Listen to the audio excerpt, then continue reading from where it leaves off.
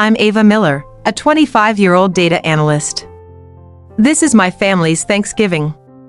The second I sat down, my father, Henry, leaned over and whispered his usual holiday greeting, "Be grateful you came, Ava. Skip Thanksgiving, and I cancel your final $20,000 tuition payment." He saw that money as the chain securing my obedience. What he didn't grasp was the irony. The threat was empty. I'd secretly graduated with my master's 3 weeks earlier. I just smiled, ready to turn his financial weapon into my Declaration of Independence. They thought they held the power with a $20,000 threat, but I was holding the key to my own freedom. What happens when a data analyst turns her financial debt into her ultimate act of revenge? To the outside world, the Millers were perfect. But in our home, there was only one spotlight, and it always found my sister, Stella. She was the golden child, a beautiful, charming, and perpetually celebrated. Stella was the lead character, I was just the background extra. While Stella's engagements were broadcast, my achievements were always seen as unremarkable, or worse, questioned. My parents, Henry and Christine, treated me as the perpetual failure who constantly needed financial help. They were oblivious to the fact that I had already secured a master's degree and a coveted tech job. The unspoken rule was clear: I owed them obedience for their investment. Their control was a debt I was supposed to pay forever. They saw me as the debt they owned, but a data analyst knows how to calculate the true price of freedom. How did the Millers' obsession with Stella's wedding lead me to my silent, $20,000 confrontation? At home, I wasn't Ava the data analyst, I was the project they hadn't finished yet. My role was simple: obedience in exchange for perceived survival. Everything I did, my courses, my schedule, my appearance, had to align with their narrow, low expectations. Stella's every move was celebrated with loud fanfare. Mine was met with silence, followed by a reminder that I'd still had school payments coming up. That was the unspoken rule: constant gratitude equals absolute obedience. I was permanently indebted, permanently alienated, and permanently under scrutiny. They built a cage of financial obligation, but they failed to monitor the prison yard. How did I use my failure label to quietly graduate early and build the ultimate financial escape plan? I found my freedom not in rebellion, but in data. My coding screen was my sanctuary. Data analysis wasn't just a major, it was a strategy. I needed to escape their grip, and the fastest way out was to become financially undeniable. I pushed myself to finish my degrees early, taking on extra courses in secret. Every late night spent coding was an act of silent defiance. I was building a life they couldn't control, fueled by the cold logic of numbers. My success, hidden from my family, was my own private victory, the armor I needed against their conditional love. They controlled the purse strings, but I controlled the algorithms. How did my father react when I tried to share the first fruits of my silent rebellion with them? I made the mistake of trying to share a small victory. I'd finished my bachelor's a semester early. "That's nice, Ava. But we expected that. You owe us that much for paying your way." He didn't offer pride, he offered a bill. He saw my achievement not as a triumph, but as a partial payment on an infinite debt. My mother, Christine, was worse than silent, she was an enabler. She changed the subject immediately to Stella's new engagement ring, avoiding confrontation and validating Henry's dismissal. That silence cut deeper than any criticism. It confirmed their shared narrative, that my worth was zero and my life was insignificant compared to Stella's next milestone.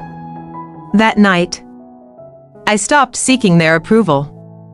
I realized they didn't just overlook me, they actively needed me to fail to maintain control. That moment of searing injustice was the final fuel. I decided I wouldn't just pay them back, I would ensure their power over me was irrevocably destroyed. They wanted me to owe them forever, but they just gave me the reason to accelerate my escape. How did the cold logic of data analysis become my weapon to achieve my master's degree and land a job before they even knew I was searching? While Stella was planning her wedding and my parents were enjoying their suburban complacency, I was running a double life. My nights weren't for sleep, they were for coding, studying, and applying. I treated my freedom like a hostile takeover, meticulous planning, zero leaks, and an aggressive timeline. Every course I crammed, every certification I earned, was a layer of armor. I approached my master's like a data analyst. I found the most efficient path, optimized my schedule, and minimized the time until my financial independence day. My goal wasn't a good grade, it was a clean exit strategy. I got the job offer from the tech company 3 months before I graduated.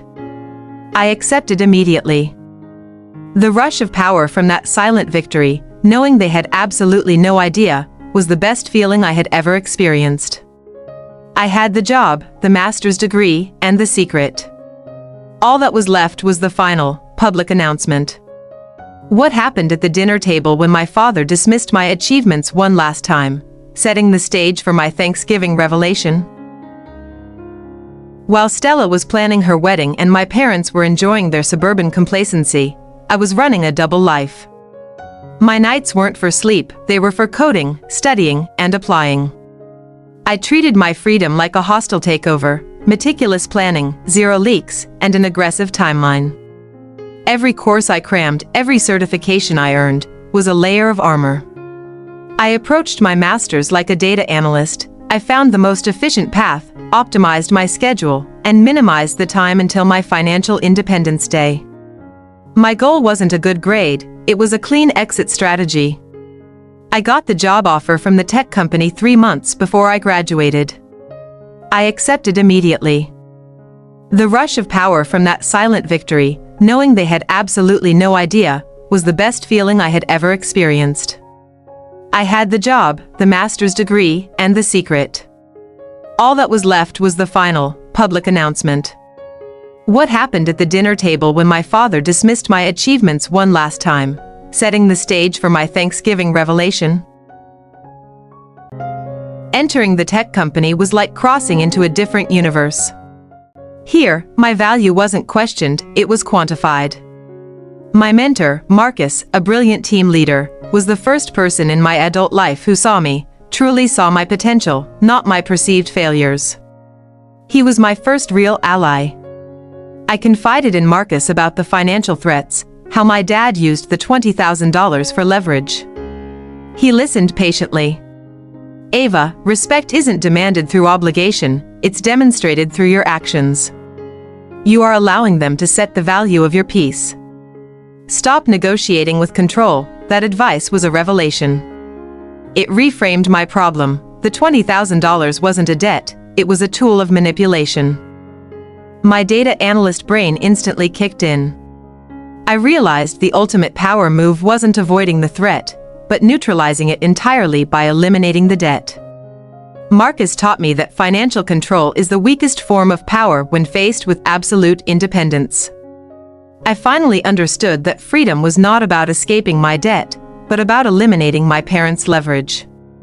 What was the precise, calculated step I took next to secure the $20,000 I needed to buy my independence? I approached the $20,000 problem the way I handled any large dataset, strategically. I calculated my job signing bonus, my accelerated paychecks, and my savings. The numbers screamed the truth. I could cover the debt myself and still comfortably start my master's program. The fear was manufactured, the freedom was quantifiable. The first thing I did was visit the bank.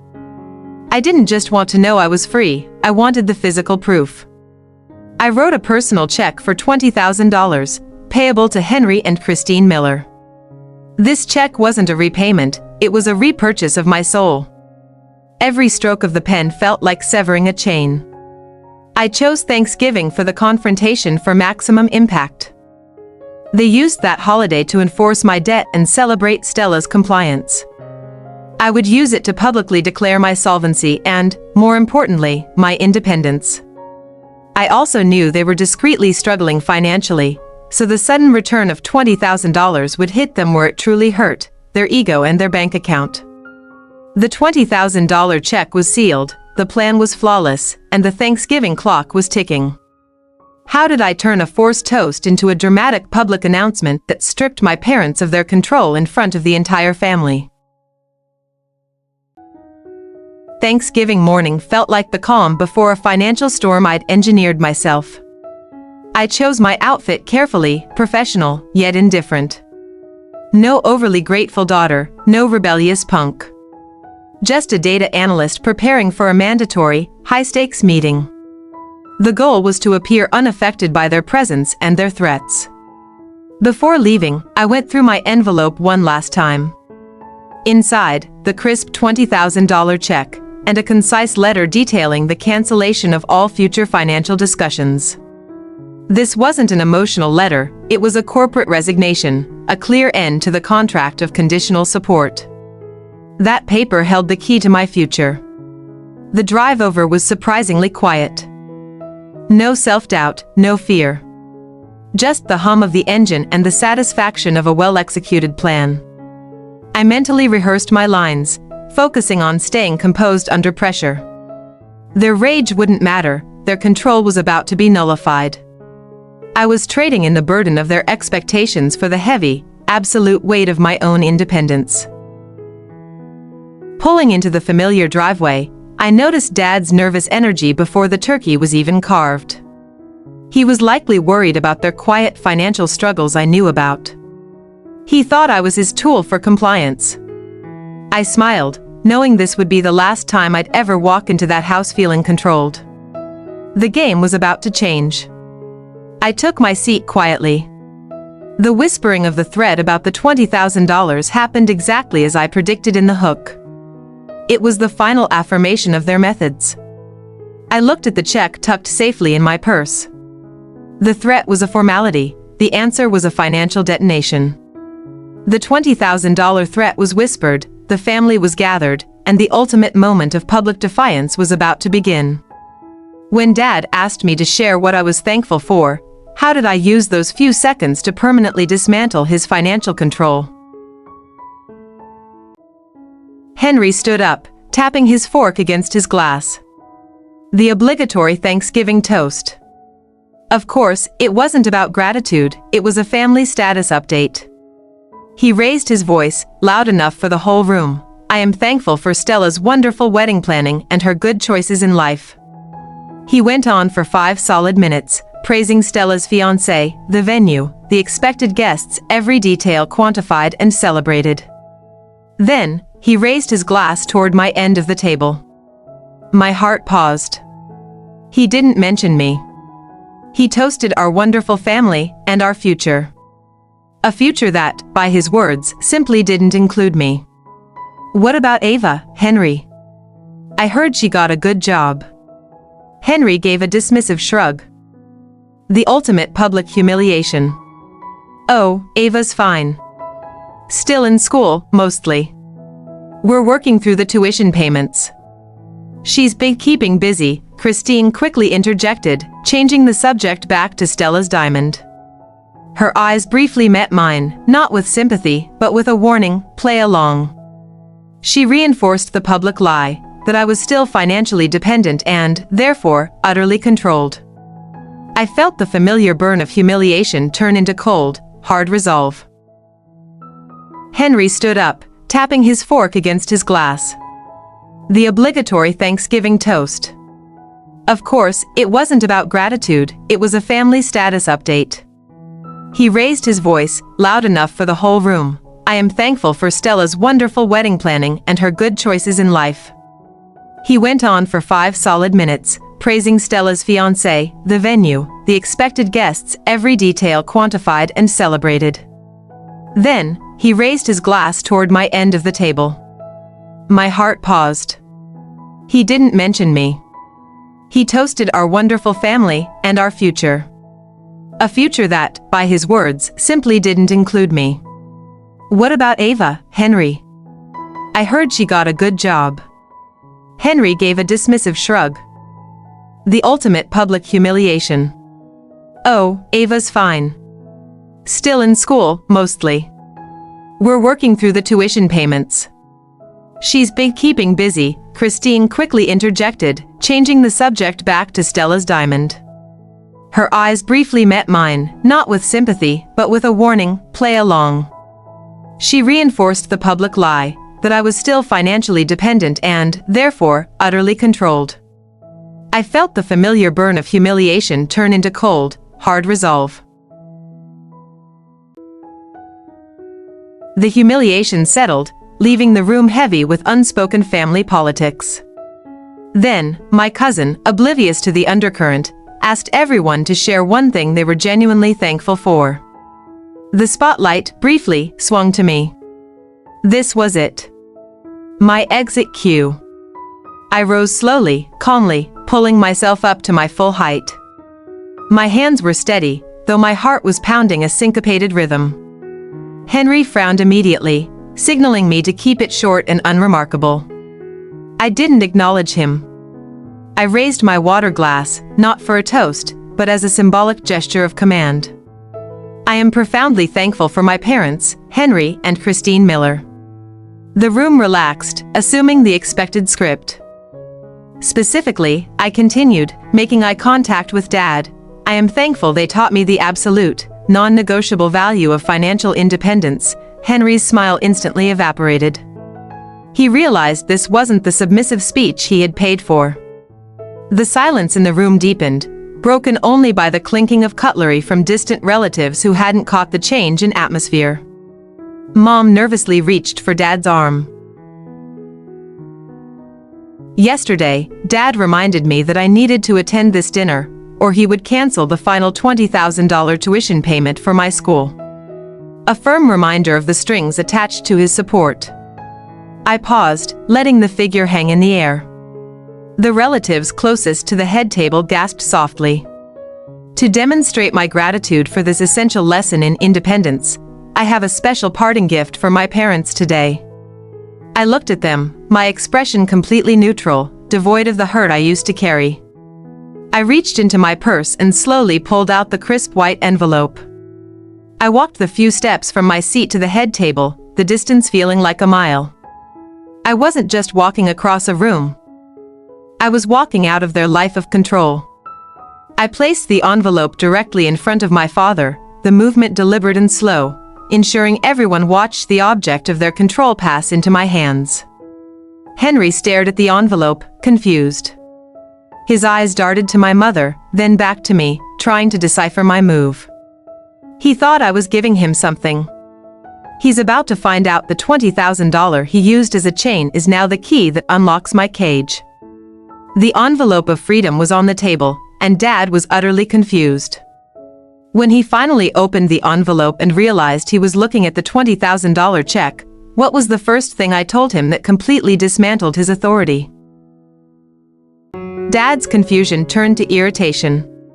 He slowly opened the envelope, pulling out the folded letter first, then the check. His eyes scanned the crisp paper. The sight of the bold numerals, $20,000, and his name printed on the pay to the order of line, hit him like a physical blow. He looked up, his face pale with rage, clutching the check. "Henry," harsh whisper, "what is this, Ava? What trick are you playing?" I leaned in, perfectly calm. "That is your final tuition payment, Dad. I already paid the university directly. That $20,000 is my repayment of the debt you held over me." The room was silent. Christine's hand flew to her mouth.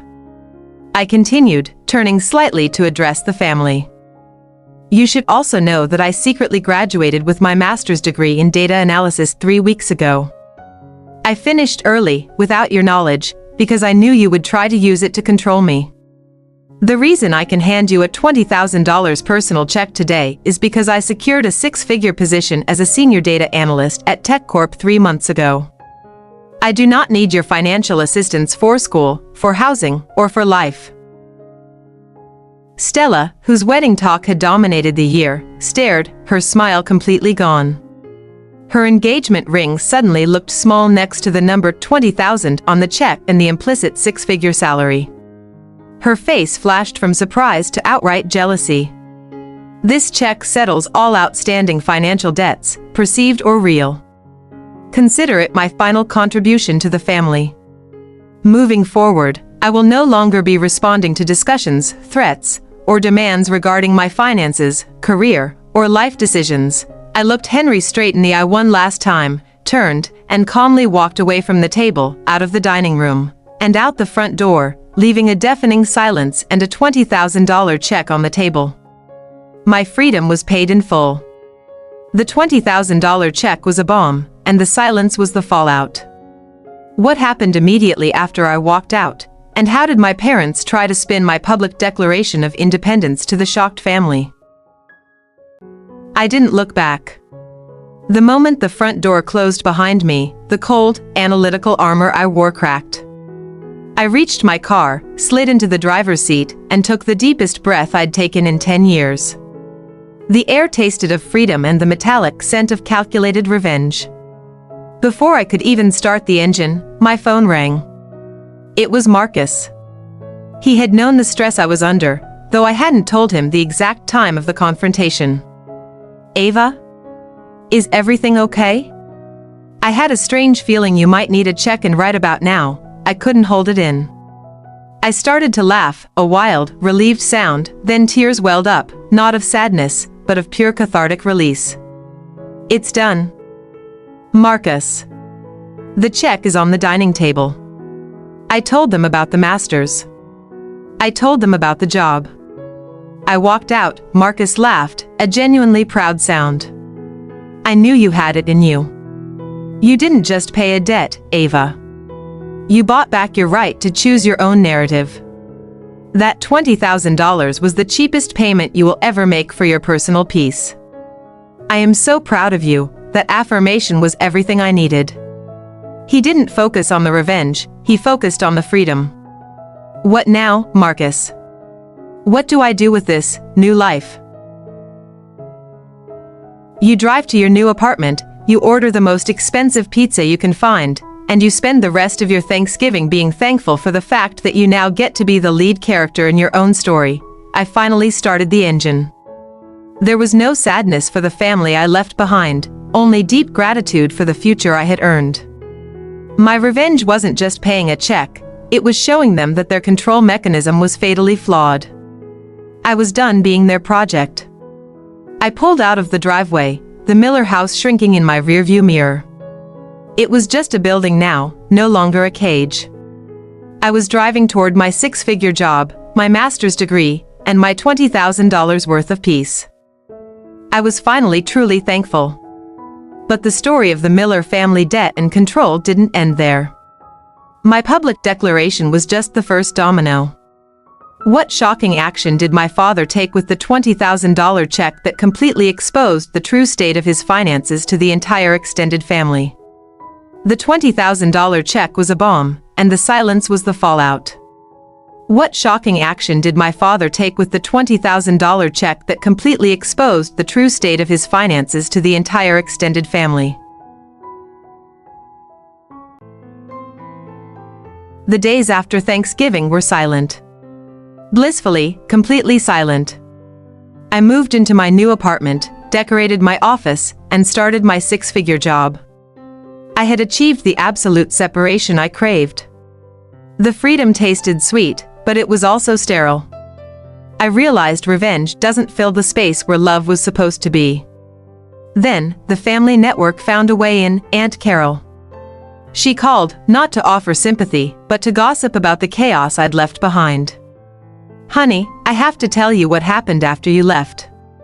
Your father went ballistic, but not about the master's degree. He grabbed that $20,000 check, and right there in front of everyone, he immediately endorsed it to Stella's wedding planner. He said he needed the money for the deposit that day." The analytical part of my brain clicked. He didn't refuse the check, he couldn't afford to. The entire Thanksgiving charade, the threats, the debt narrative, wasn't about control over me anymore. It was about desperation. They were silently broke, trying to fund Stella's lavish wedding with my repayment. I hadn't just paid my debt, I had saved them from public humiliation at the wedding planner's office, something they would never admit. My victory felt tainted. I had fought a fierce battle for my freedom, only to realize my mighty enemy was merely an aging man terrified of admitting he was poor.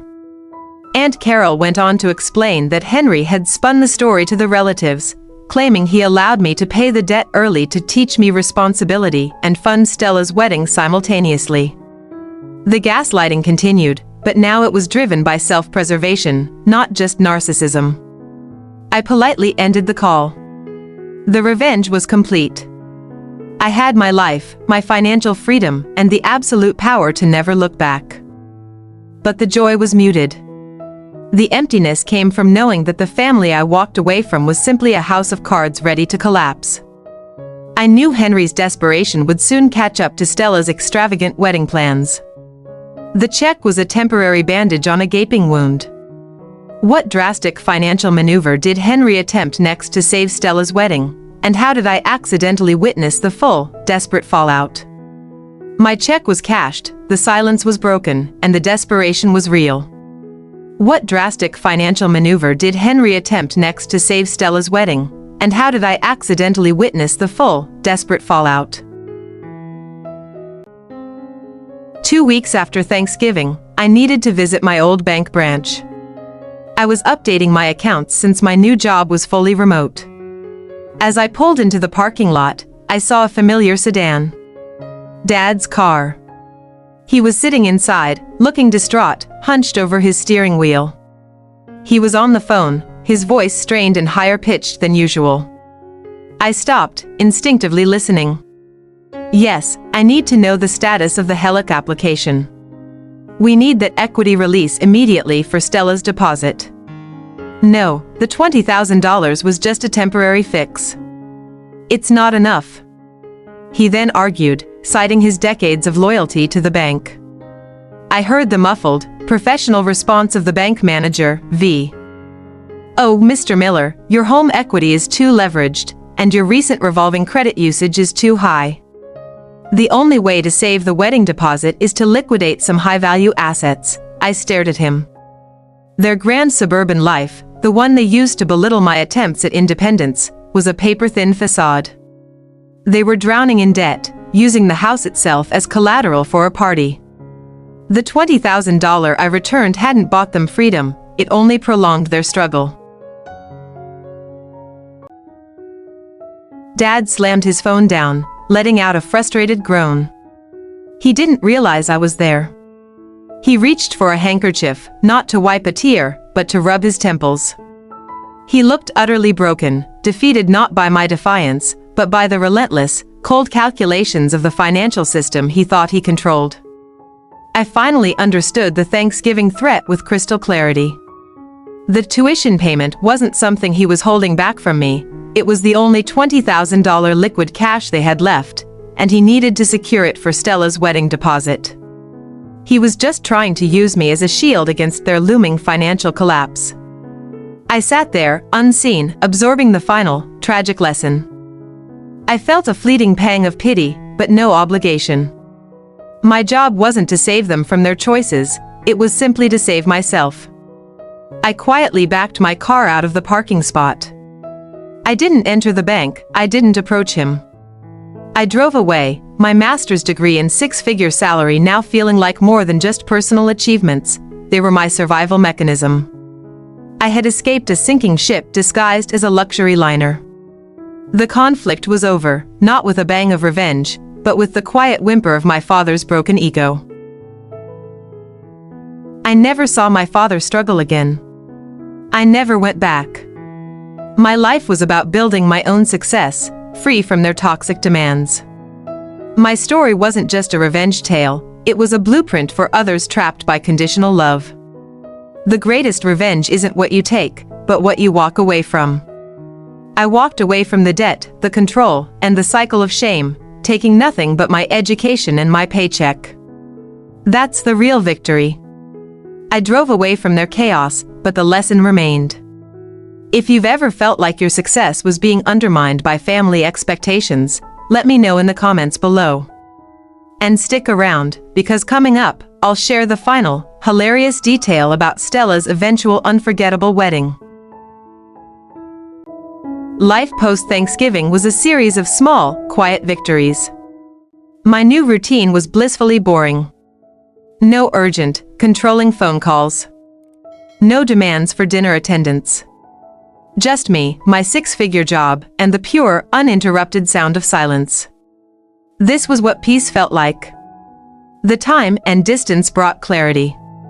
I saw the family dynamic for what it truly was, not love, but a transactional system of obligation where loyalty was measured in compliance and financial control. Walking away wasn't abandonment, it was refusing to participate in a toxic contract. I finally allowed myself to feel the immense strength it took to execute my plan. I was no longer the manipulated daughter. I was the strategist, the one who saw the strings and deliberately cut them. I owed my success entirely to my own quiet resilience and my master's degree. The Miller family was in my past. The debt was settled, both financial and emotional. My focus was on my future, on creating a chosen family of friends and colleagues who valued me for my character, not my compliance.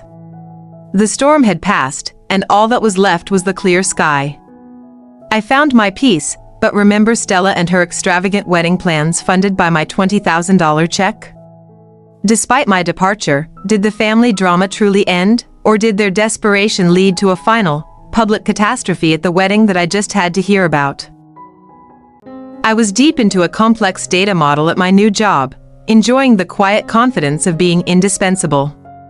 Then, my phone buzzed with an unrecognized number. I almost ignored it, but something in my gut told me this was the final, messy cleanup of the Miller drama. It was Aunt Carol. "Ava, you won't believe this. The wedding was yesterday. Everything went perfectly, until the reception. The lavishness, the sheer waste of money." She paused dramatically for effect. I leaned back, settling in. I knew the setup for a disaster when I heard it. The venue manager, a huge man with a tiny mustache, came to Dad during the main course. He stopped the music. Said the final payment for the venue and catering bounced. Apparently, Henry had tried to pay the remaining $35,000 using a loan application that was denied this morning. The silence on the line was my cue.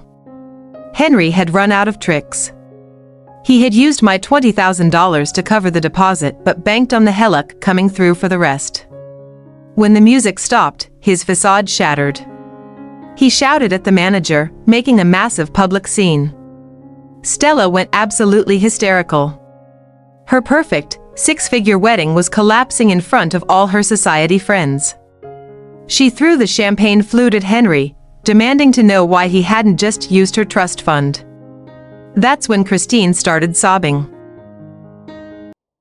The ultimate, poetic justice. My $20,000 had merely delayed the inevitable, ensuring the collapse happened in the most public, most humiliating venue possible, Stella's reception. The family's core values, money and status, were exposed as bankrupt. The worst part? Everyone realized Ava was the smart one. You paid your debt and got out. Henry had to borrow money from his brother, Uncle David, just to pay the basic catering bill. The lavish wedding was cut short, the band was unplugged, and the whole night was ruined. Stella got her unforgettable wedding, all right. Unforgettable for all the wrong reasons. The irony wasn't lost on me. The money they used to control me ended up being the very thing that catalyzed their public downfall.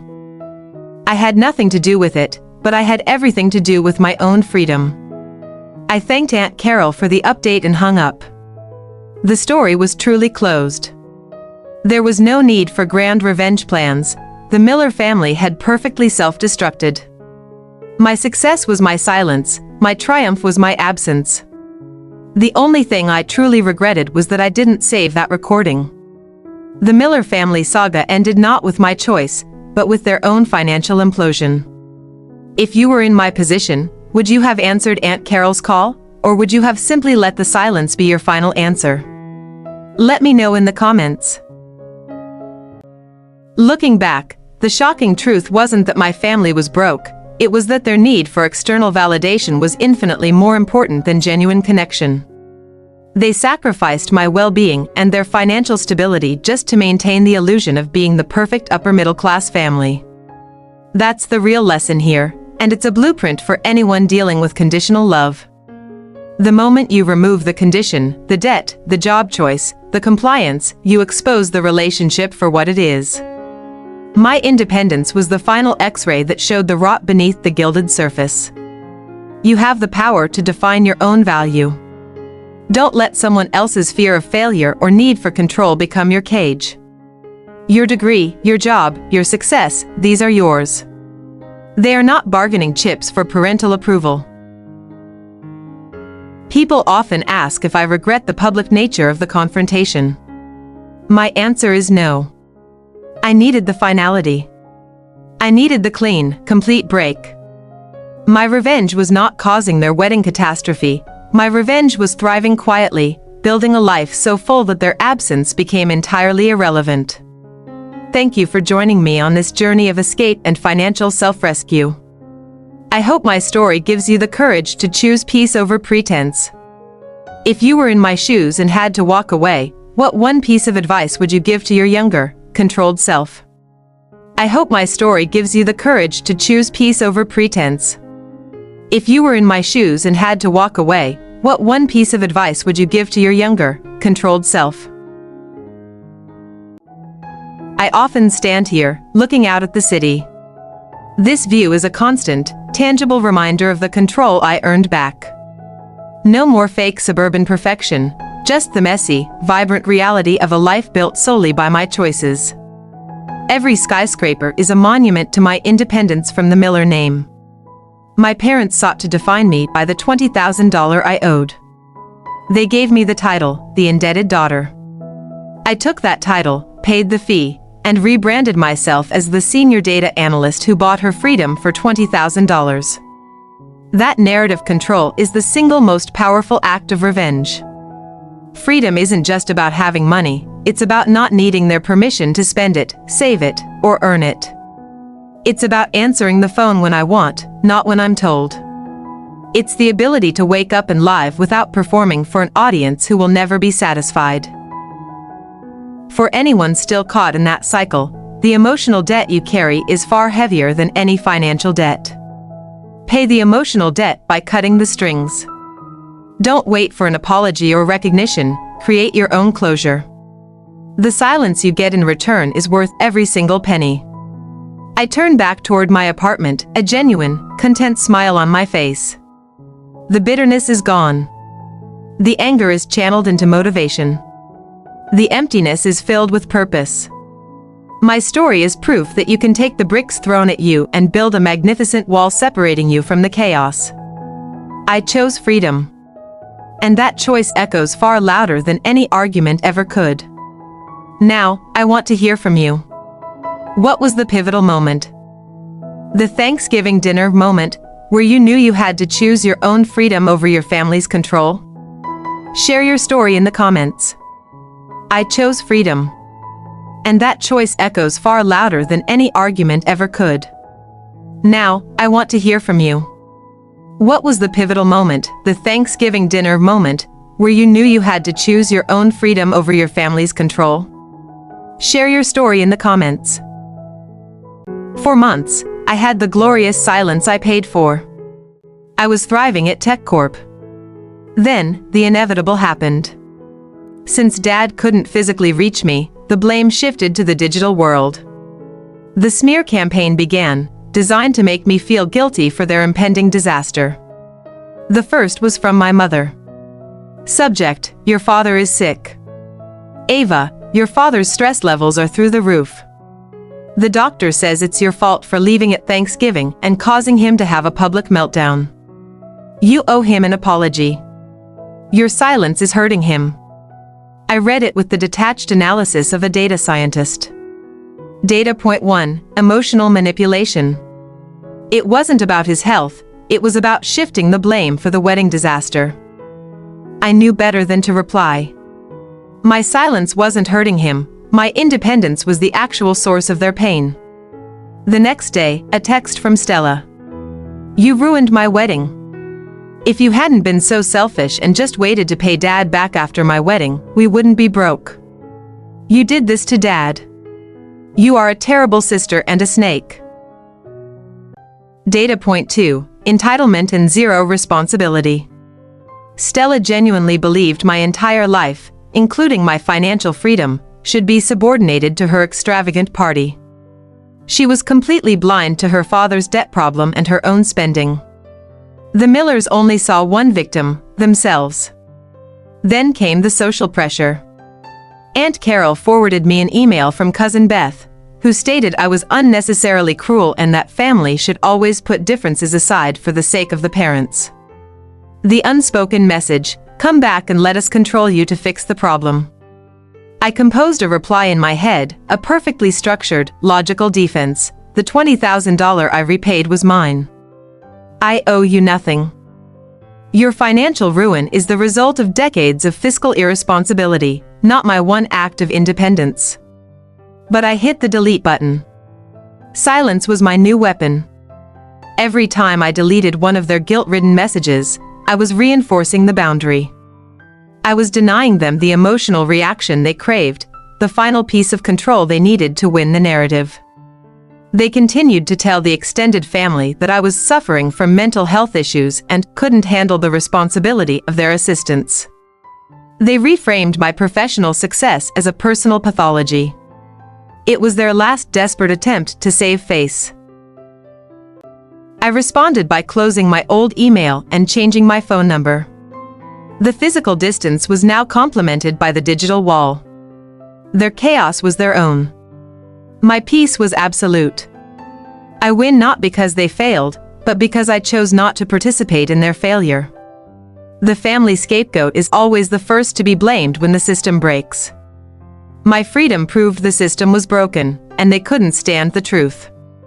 My final act of revenge was living a good life, silent and successful, far away from their manufactured drama. But the story isn't quite over. I had one final moment of accidental connection with Stella years later. What unexpected lesson did I learn about her post-wedding life? And did she finally admit the truth about that disastrous Thanksgiving dinner? Their blame was my final victory. But years later, fate brought me one last chance encounter with Stella. What unexpected lesson did I learn about her post-wedding life, and did she finally admit the truth about that disastrous Thanksgiving dinner? I changed my primary phone number, but I kept one private line only for Marcus. He was my lifeline to sanity, the only person who understood the cold, hard logic of my decision. He was the one who quietly confirmed that my freedom was more important than their chaos. Marcus called a few weeks after the wedding fiasco. I heard about the wedding. Don't worry, the narrative among the sensible relatives is that Henry's reckless spending is finally catching up. Your departure was merely the moment the bubble burst. No one blames you, Ava. They blame the debt. The most surprising support came from my Uncle David, my father's younger brother. He was the one who had bailed them out with the catering bill. Marcus told me that Uncle David didn't just give Henry the money, he gave him a non-negotiable ultimatum. Uncle David told Henry he would pay the catering debt, but only if Henry immediately signed documents giving David temporary power of attorney over the house finances and agreed to a mandatory financial audit. David wasn't enabling them, he was staging an intervention. Henry, desperate to avoid total public humiliation and the loss of the house, had no choice but to agree. The power structure was inverted. The control freak had lost control, not to me, but to his own brother, who chose responsibility over coddling. This news sealed my peace. It proved my departure wasn't cruel, it was necessary to trigger the intervention they truly needed. My act of self-rescue was the shock that forced the healthier parts of the family system, Uncle David and Marcus, to finally step up. I focused on my chosen family, Marcus, my new colleagues, my friends. These were the people who validated my worth unconditionally. They were the true support system, demonstrating that real family is built on respect, not obligation and financial blackmail. The Millers were now Uncle David's problem. I was free. I thought that was the end of the story. But years later, I bumped into Stella at a major industry conference, of all places. Was she still the entitled princess, or had the family's chaos finally broken through her perfect facade? I thought my chapter with the Millers was closed. But years later, fate brought me face to face with Stella. Was she still the entitled princess, or had the family's chaos finally broken through her perfect facade? Years passed. The $20,000 I paid became a distant anecdote. I was promoted twice, bought my own place, and focused my energy entirely on my career and my chosen family. I built a life where the word Miller was just my legal surname, not my identity. I was genuinely happy. Then, fate, or perhaps the universe having a final, ironic laugh, intervened. I was attending a massive data analytics conference in Chicago. I was speaking on a panel about ethical data use, a small professional celebrity. I stepped off the stage, feeling the high of success. As I was packing my notes, I saw her, Stella. She was standing by the catering table, but she looked different. Gone were the designer labels and the frantic entitlement. She wore a simple, well-fitting business suit and was serving herself coffee, quietly. Our eyes met. There was no theatrical gasp, no immediate hostility. Just a flicker of recognition, followed by a quiet, awkward pause. She approached me. Ava. Wow. I heard you were doing well. That was a great talk, I nodded, polite but reserved. Then, she did the unexpected. Listen, about the wedding and Thanksgiving. I was a spoiled idiot. That money, the truth is, Dad was trying to cover massive business losses, not just my wedding. He didn't want you to know we were broke. Uncle David took over. Dad lost the firm, but David saved the house. I had to get a real job. My husband and I? We eloped a month later. Cheap ceremony. But we're happier. The chaos, it made me grow up. I looked at her. I didn't need an apology, but the confession was the final closure I never expected. My revenge was not just my freedom, it was the realization that my departure had, ironically, allowed Stella to achieve her own, genuine liberation from Henry's facade. That's good, Stella. I'm glad you're happy. Look, I need to catch a flight, but take care, you too, Ava. Thank you, I guess. I left before she could articulate what she was thanking me for. On the plane, looking out over the clouds, I smiled. My revenge story wasn't about destruction, it was about construction. I constructed my new life, and in doing so, I unintentionally created the conditions for others to start constructing theirs. Free from Henry's control. True freedom wasn't just walking away, it was reaching a point where seeing Stella, seeing the remnants of the chaos, evoked nothing but a calm sense of closure. I got my money back, my degree back, and my life back. The highest form of revenge is simply moving on. I finally achieved ultimate peace. But this story is really a question for you. What does moving on truly look like for you? And how has a difficult family relationship shaped your definition of success? Years turned into a decade. The memory of Thanksgiving, the wedding, the bank run, they all faded, losing their sharp emotional edges. They became archival footage in my mind, useful for reference, but no longer commanding my emotional present. The biggest victory wasn't the six-figure job or the paid-off mortgage, it was the complete, utter absence of guilt. That was the last chain they tried to fasten, and by refusing to feel it, I achieved true, unbreakable emotional liberation. The story, at its heart, is about honesty. Henry and Christine built their lives on a financial and emotional lie. They expected me to participate in that lie. My revenge was simply the act of being brutally honest with myself and them. The debt was paid. And the ties were severed. If you are the scapegoat in your family, you are often the one with the clearest vision. You see the flaws because you are positioned outside the inner circle of denial. Trust that vision. That clarity is your superpower, and it's what gives you the courage to walk away. What happened to the Millers? Uncle David remained in control of the house finances for years. Henry eventually found a small, low-stress consultancy gig. Christine retired early. They still live in the house, but the extravagant parties stopped. The silence is real. Their success was defined by external metrics: the size of the wedding, the title on the business card, the house equity.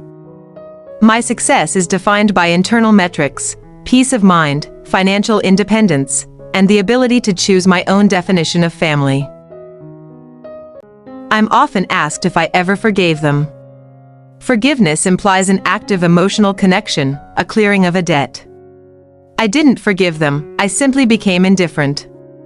Their actions no longer register on my emotional radar. That indifference is stronger than any apology they could offer. This whole story, my family revenge, was not about making them pay. It was about paying myself, giving myself the life I was truly owed. Remember, you control your story. You are not a character in their tragedy. You are the author of your triumph. The ties faded not because I cut them with anger, but because I nurtured new, healthier connections.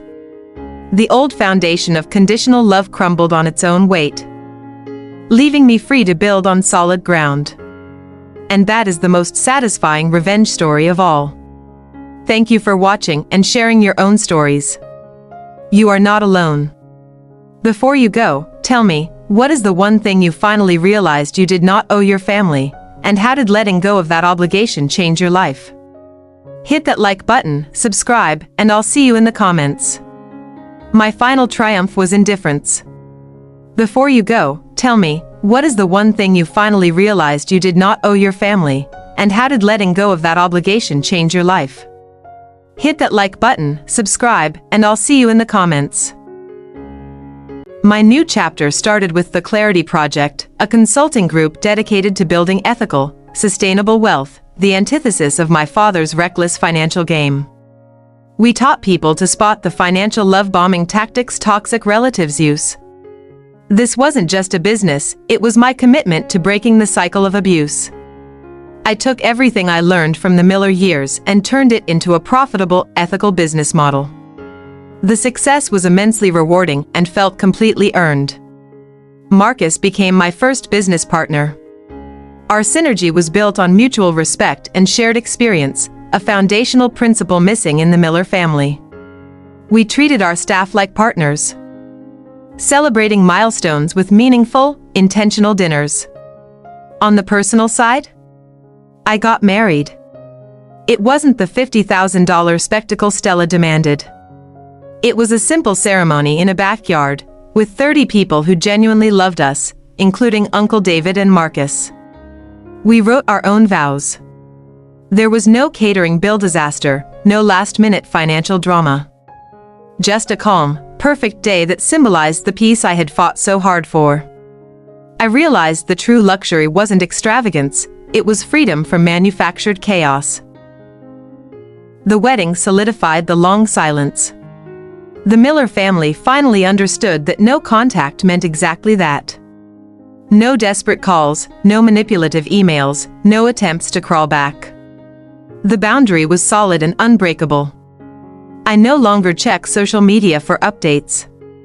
The emotional debt is cleared. The ties are severed. It's a quiet, internal satisfaction that nourishes the soul, not a victory that requires a public audience. That indifference is my ultimate shield. When my husband and I talk about having children, the conversation always centers on how we will raise them differently.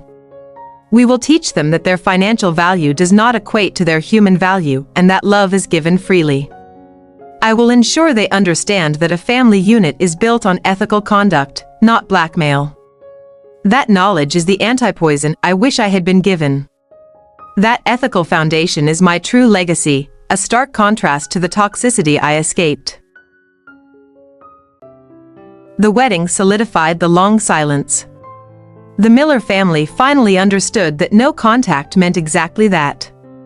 No desperate calls, no manipulative emails, no attempts to crawl back. The boundary was solid and unbreakable. I no longer check social media for updates. The emotional debt is cleared. The ties are severed. It's a quiet, internal satisfaction that nourishes the soul, not a victory that requires a public audience. That indifference is my ultimate shield. When my husband and I talk about having children, the conversation always centers on how we will raise them differently. We will teach them that their financial value does not equate to their human value and that love is given freely. I will ensure they understand that a family unit is built on ethical conduct, not blackmail. That knowledge is the antipoison I wish I had been given. That ethical foundation is my true legacy, a stark contrast to the toxicity I escaped. I shared this long, painful story not for sympathy, but because I know so many of you are living your own version of the Thanksgiving drama. Your silent battles deserve to be validated. Let my journey be proof that survival is possible. Lesson 1. Financial independence is emotional freedom. My family used debt as a tether. They weaponized $20,000 to keep me bound. You must recognize that money is a tool of control in toxic families. Your first act of freedom must be financial clarity and independence. Lesson 2. The scapegoat has the clearest vision. You see the dysfunction precisely because you refuse to fully participate in the lie. Trust that internal clarity. It is your most powerful tool against their gaslighting and manipulation. Don't doubt the evidence in front of you. Lesson 3. Your silence is your sharpest weapon. The Millers craved my emotional reaction, my defense, my guilt. When I deleted their messages and refused to engage, I denied them the emotional supply they needed. Silence is not weakness, it is the ultimate, non-negotiable boundary. Lesson 4. Define success by your internal metrics. Their success was a fragile facade built on debt and reputation. My success is peace, freedom, and emotional health. What is your true measure of success? It has nothing to do with what they want you to achieve.